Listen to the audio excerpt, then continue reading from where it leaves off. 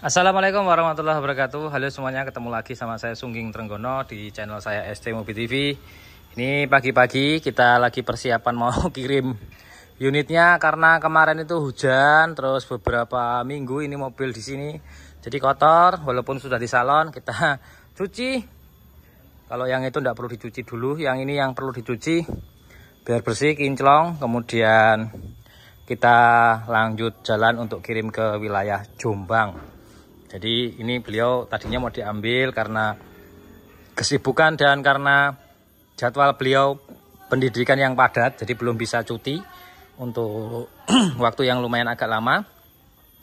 Akhirnya mau tidak mau ya kita kirim aja biar keluarga di rumah tidak harap-harap cemas, karena terlalu lama mobilnya di sini tentu harap-harap cemas sedikit gitu kan. Karena mobilnya kan sudah lunas, kemudian sudah semuanya, tinggal udah beli mobil tapi mobilnya kok nggak di rumah gitu kan ya. Kita jaga hati biar lebih sama-sama enak gitu. Ini lagi dibersihkan, kalau diservis sudah clear semuanya, tinggal diantar. Pijakan kaki sudah kita pasang kembali, kalau kemarin minta standar, setelah distandarkan minta pijakan kaki. Ini pijakan kaki kita pasang, kita minta lagi. Terus untuk grill depannya juga itu kan kita, ini dulu itu waktu pas diiklanin ada auto projectnya, tapi waktu itu kita di dealer tuh isinya standar gitu. Jadi grill untuk auto projectnya tuh kita kasih ke orangnya lagi. Ternyata beliaunya yang beli nanyain auto projectnya grill depannya ini ada nggak, kata. Ya diminta sama pembelinya, diminta sama yang punya lagi.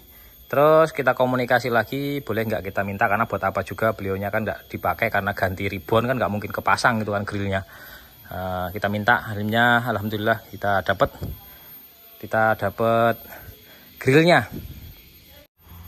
Nah ini grillnya dari yang variasinya. Nanti kalau beliaunya pengen dipasang yang variasi ini ya monggo aja, karena ini harganya 1,6 atau 1,8 juta itu untuk grillnya. Nanti kita bawakan aja. Nah, ini dapat grillnya, mantep nih grillnya, modelnya kayak Fortuner ya, gitu nih model Fortuner. Jadi kalau rasnya pengen kayak Fortuner, nah ini grillnya modelnya mirip-mirip Fortuner. Grillnya ini kotak-kotaknya ini mirip-mirip seperti Fortuner, gitu gagah, pol. Kita siap-siap untuk kirim. Oke, kita nih di rest area, istirahat sebentar. Sekarang kita mau lanjut untuk perjalanan, mudah-mudahan lancar sampai di tujuan, aman, nyaman, dan bisa selamat kembali pulang.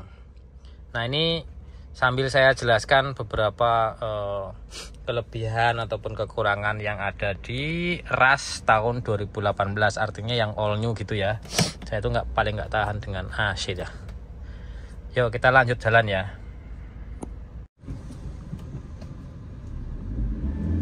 Oke, kita jalan ya.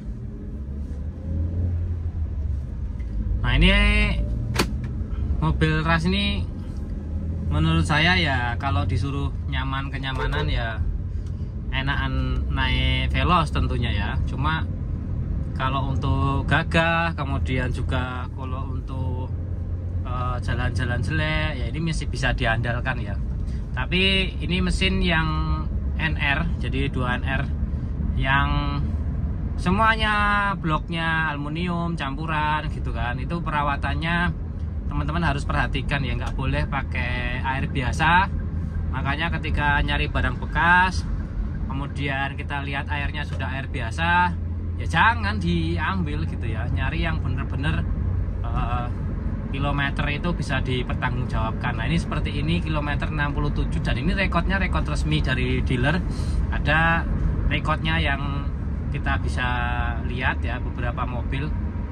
Contohnya punya Toyota ini, kalau Jawa Tengah asli kita bisa melakukan pengecekan secara detail ya.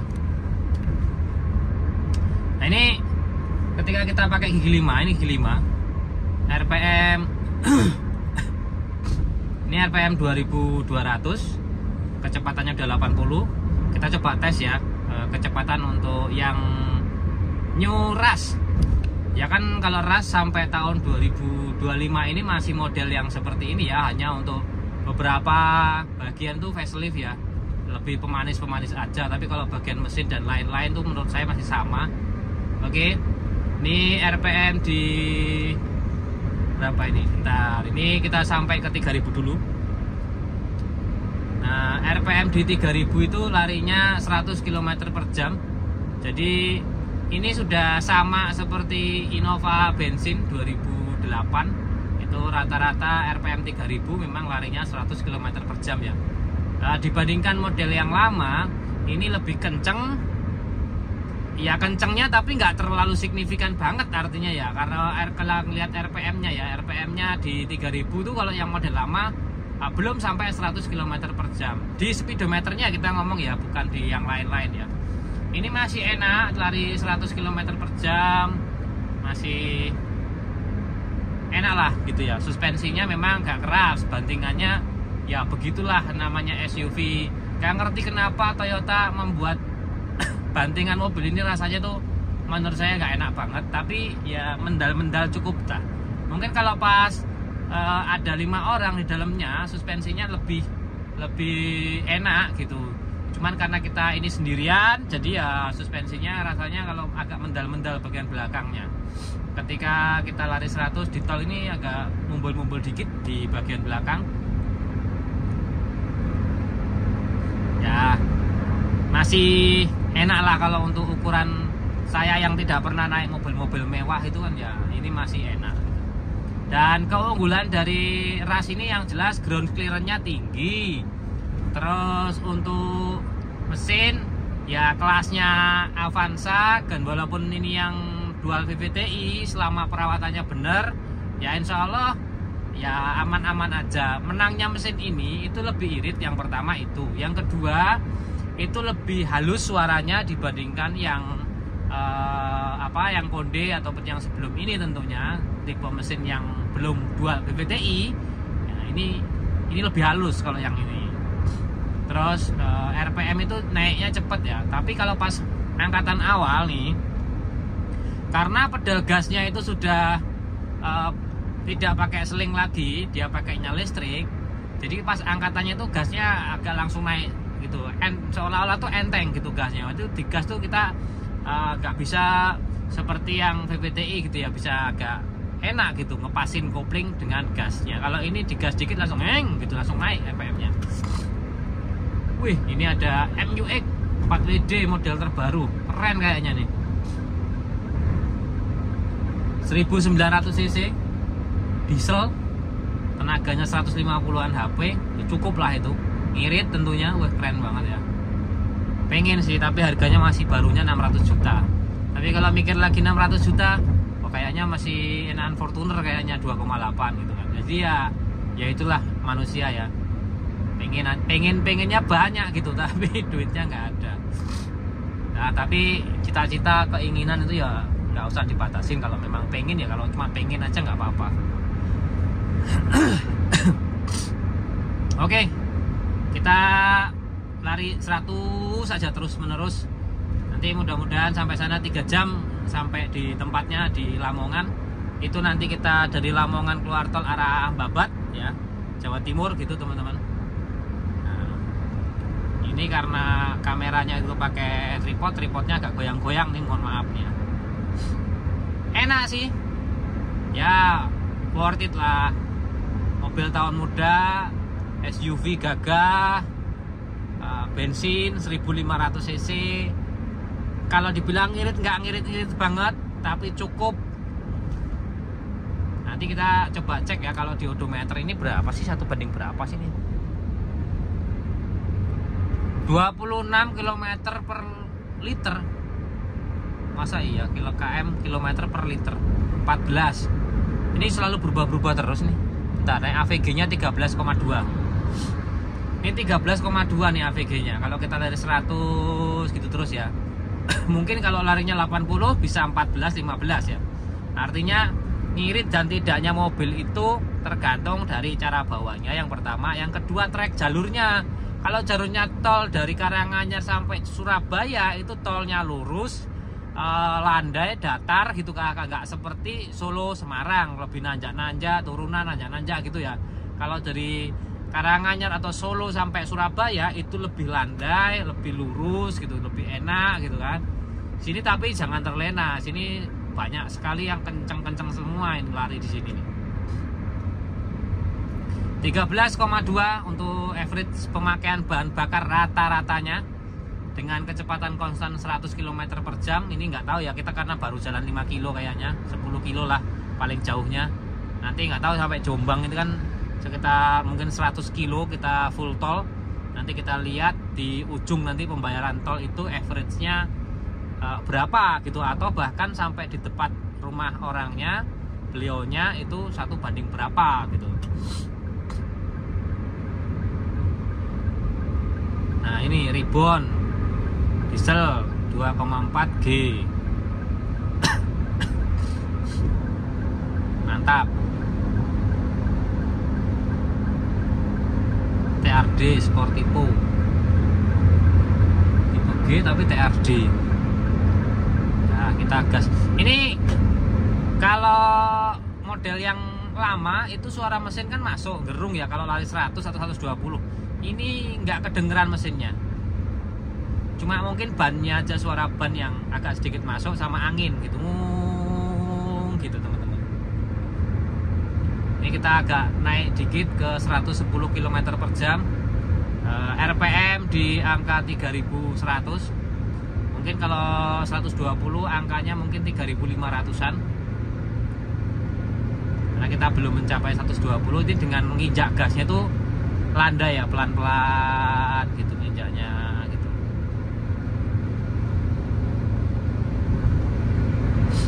Truk-truknya aja larinya 100 semua tuh.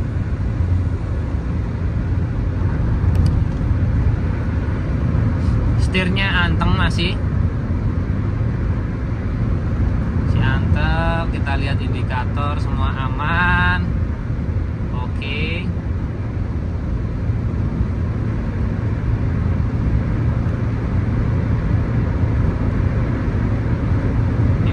Kecepatan 120 nya di 3000 sekian kayaknya nih.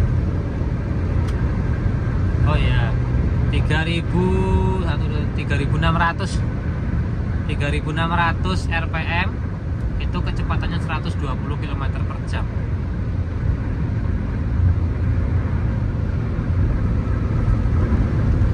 Oke, kita lanjut ya. Ini perjalanan masih panjang, kita nikmatin yang jundal-jundalnya ini. Kalau sendirian tuh mumbul-mumbul gitu bagian belakangnya. Terus kalau mungkin berempat berlima lebih anteng nih di tol. Kita lihat nanti kondisi sampai di sana.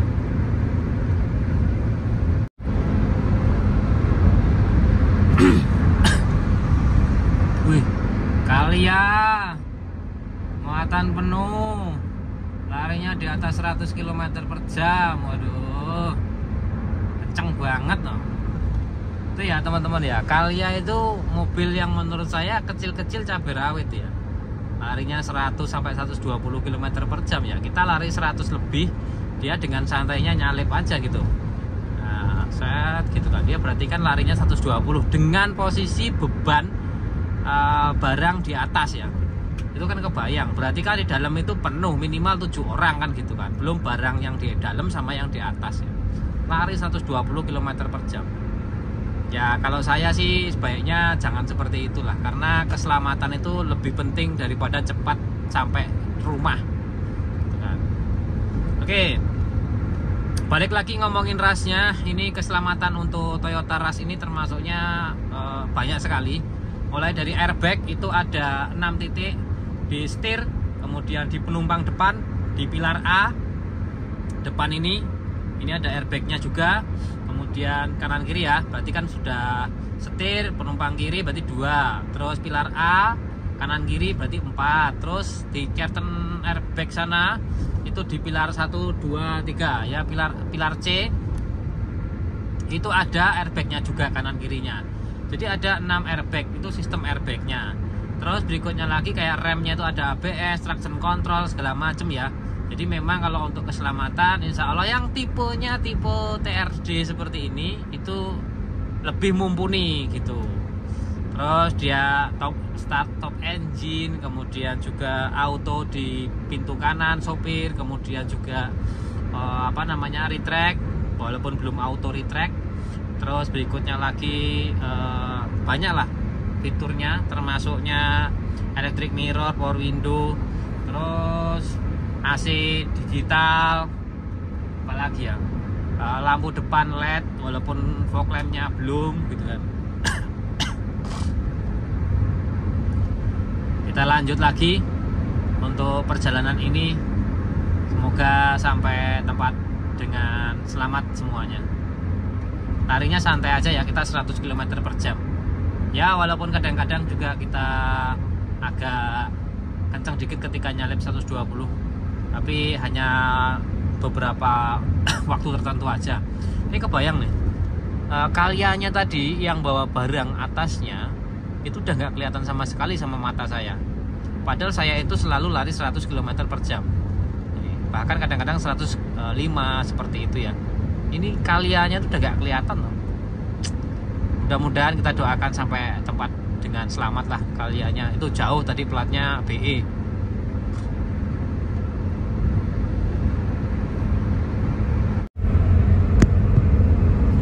Kita konstan di 100 km per jam. Sudah perjalanan 1 jam, itu bisa tembus 16, sekian ya untuk konsumsi bahan bakar rata-rata.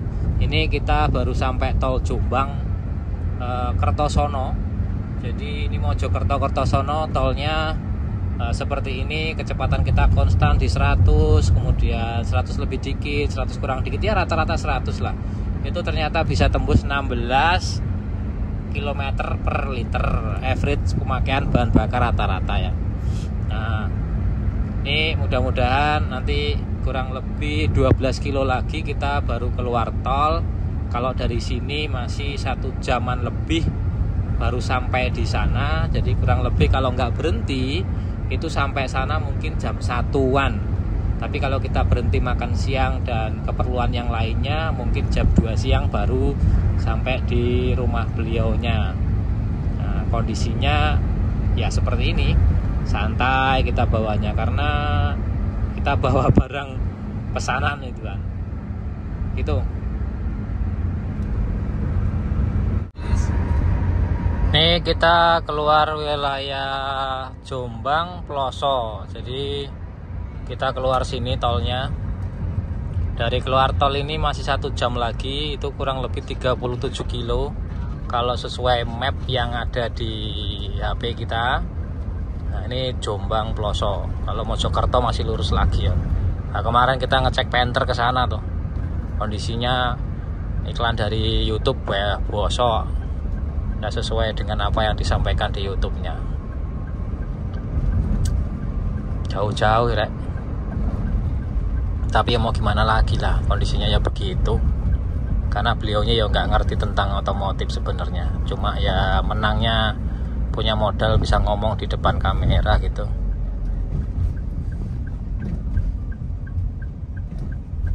Ya kita isi etol dulu. Nah kayaknya habis tuh yang belakang.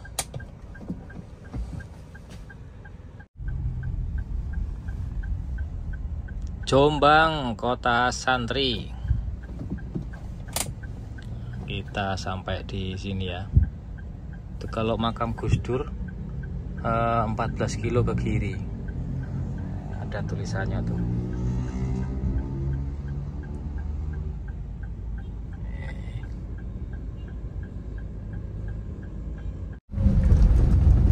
Kita sudah keluar tol dan sudah istirahat sebentar tadi.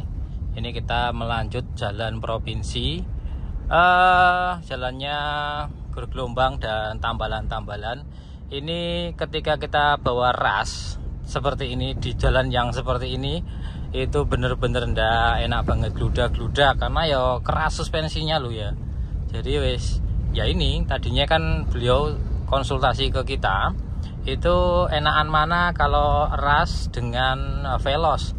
Saya bilang kalau nyaman udah pasti nyaman Veloz. Dari dua itu ya kita perbandingannya antara Rush dengan Veloz karena karakternya beda. Tapi kalau pengen nyaman ya carinya Veloz. Tapi kalau pengen gagah ya pilihannya Rush. Nah monggo, setelah dipikir-pikir pengennya gagah, ya udah kalau gagah jangan minta nyaman, artinya ya gagah gitu kan, ya ini Rush. Kalau pengen nyaman dari perbandingan dua itu ya lebih nyaman Veloznya gitu. Kalau pengen nyaman, enak, luas ya pakai Innovanya gitu. Jadi pilihannya begitu, yang ada di lapangan tuh seperti itu. Nah, kalau nggak bisa kuat beli Ribbon ya belinya yang Barong gitu kan. Kalau bensin 200 juta seperti ini ya bisa kan gitu, udah dapat. Nah, itu nyaman, cuma biasanya waduh bensin nih. Nah, itu semuanya itu plus dan minus.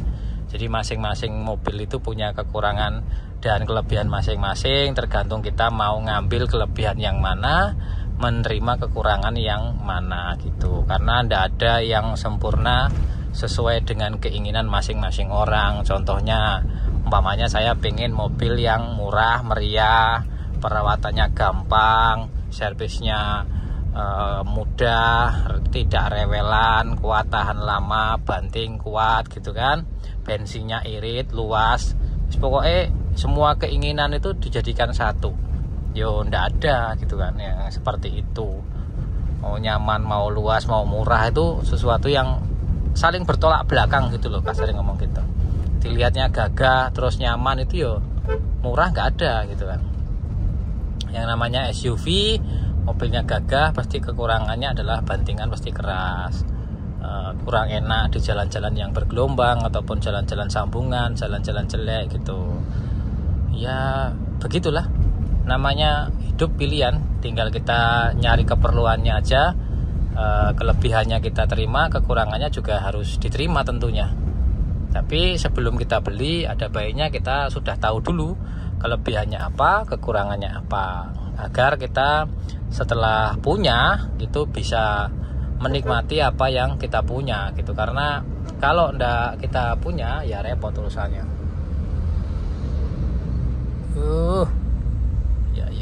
Ya.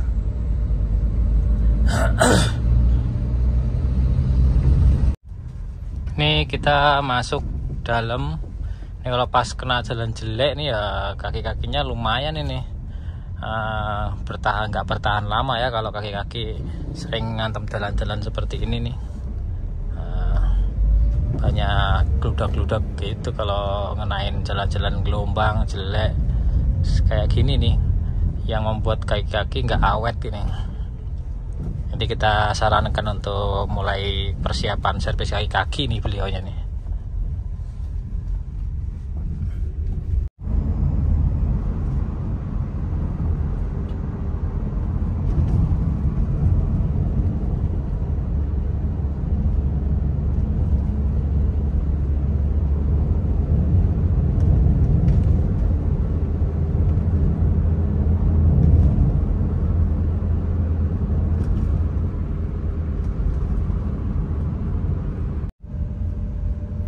Ini kita sudah mau sampai di kediaman beliau yang pesan mobilnya.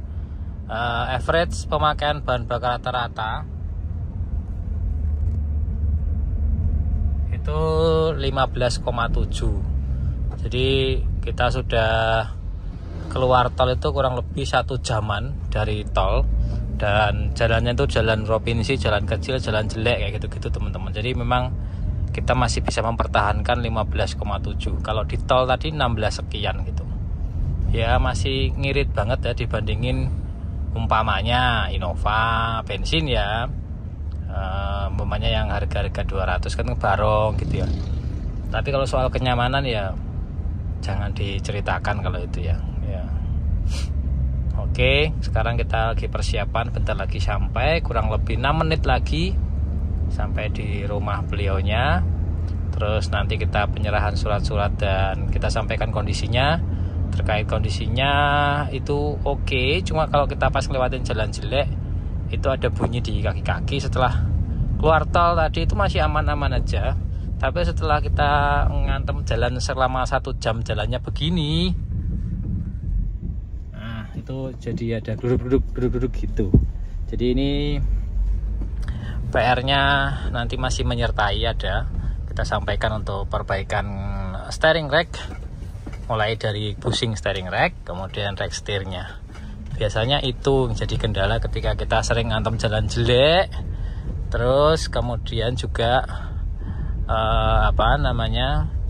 dengan ban besar, tadi tekanan ban itu 32, ini juga sudah kita kurangin sedikit untuk tekanannya biar tidak terlalu menekan rack steer ya kalau pas jalan jelek gitu. Nanti kita sampaikan. Kalau kemarin kita tes di Karanganyar tuh ya jalannya bagus-bagus aja, terus kemudian kita juga lewatnya tol, jadi jalannya tidak seperti ini. Kita kemudian juga kita cek bawah itu masih oke. Nah, ternyata setelah kita bawa menghajar 1 jam jalan gelombang dan jalan sambungan Tambalan, itu mulai ada bunyi teman-teman gitu. Nah, ini kondisinya tidak bisa kita tidak kita bisa perbaikin saat ini gitu, karena kita sudah mau sampai di tempat orangnya. Nanti kita sarankan aja untuk perbaikan dari steering racknya biar nyaman. Kalau jalan halus, jalan tol tadi enak, nyaman-nyaman aja, kemudian keluar tol juga masih nyaman. Tapi setelah dihajar 1 jam jalan jelek ya begini kondisinya. Nah, ini belok kiri ya, kita belok kiri. Oh, jalannya cuma sempit segini buat rame-rame. Oke, Desa Bronjong. Masuk sini. Jalannya cor-coran. Ada pariwisata. Ada yang naik bus.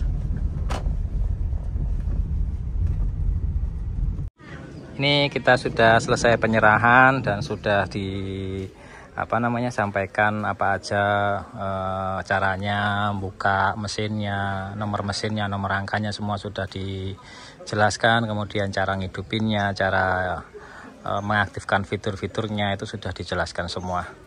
Gitu, tinggal besok servis kaki aja. Kita sampaikannya begitu. Ini hujan, sekarang kita mau persiapan jalan pulang. Oke, kita alhamdulillah sudah sampai di Palur jam 6:15 menit, jam hampir setengah 7 ya. Kita sudah sampai di Palur. Ini kita mau makan malam. Nah, terima kasih buat teman-teman semua yang sudah subscribe, like, dan komen. Semoga video ini bermanfaat. Saya akhiri, wassalamualaikum warahmatullahi wabarakatuh.